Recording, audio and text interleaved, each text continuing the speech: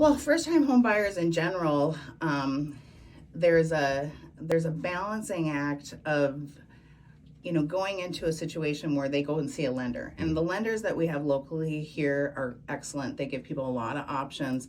But I even remember when my husband and I bought our first house, and we went to see a lender, and they said, "Well, and this was 1997. Okay, so but they said you're approved for 150,000, and I said, well, what does that equate to in a payment? Yeah.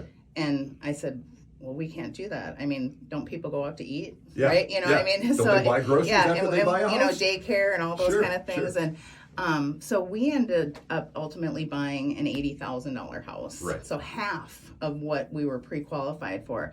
And those are some of the conversations that we have with first-time home buyers is that, what you're approved for this, but what do you actually feel comfortable with? Right. And then you go out into these homes and you actually assess the homes based on what their budget is. And I remember very distinctly, one of my friends, Mike, early on in my career was buying a home, and we were looking at some bank-owned properties, and they were fixer-upper type of situations. Right. And, buyers look at the price of house, but they buy the payment. Sure. Right. Sure. And I just said, Mike, this house is really in the budget that you're seeking.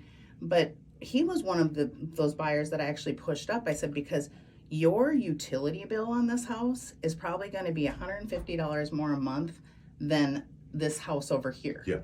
And you could go up $30,000 in price and actually probably be saving yourself some money. Because when you buy a fixer-upper, you know how that is. Absolutely. You're going to Menards or Home Depot at the tune of $400 a month. So or a pop. Yeah, or a pop, right? And so you're looking at that whole, like, what is your true housing budget? And then not making that decision for them, but being that accountability partner for them and saying, okay, let's really look at the realities of what your housing budget and housing situation is. That is the approach that we take with buyers.